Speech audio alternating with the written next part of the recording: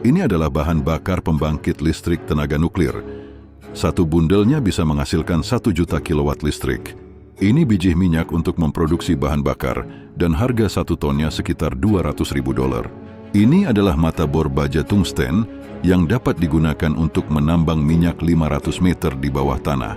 Pertama, buat lubang di atas biji minyak hingga mencapai dasar deposit. Kemudian gunakan mata bor yang lebih besar untuk menghancurkan biji bawah tanah dan membiarkannya jatuh ke dalam terowongan tambang di bawahnya.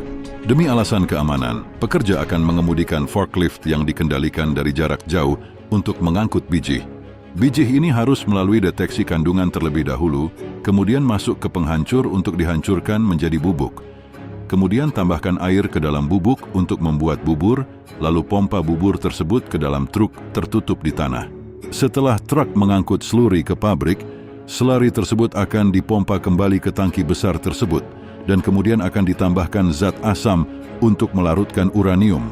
Biji yang tidak larut akan tenggelam ke dasar. Larutan asam olea terlarut mengalami serangkaian reaksi kimia untuk memperoleh bahan baku minyak murni.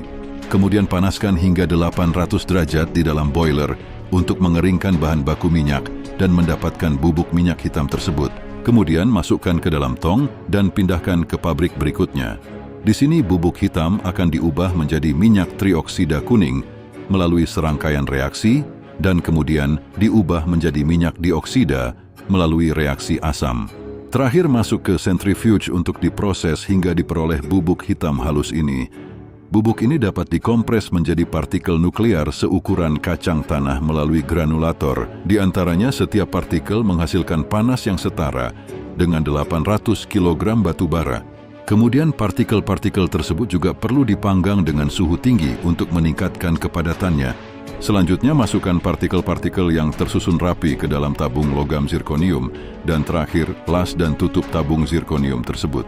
Rakit 37 tabung zirkonium menjadi satu dan dibuatlah seikat batang bahan bakar nuklir. Saat ini radiasinya masih tergolong rendah dan pekerja dapat melakukan kontak dekat dengannya.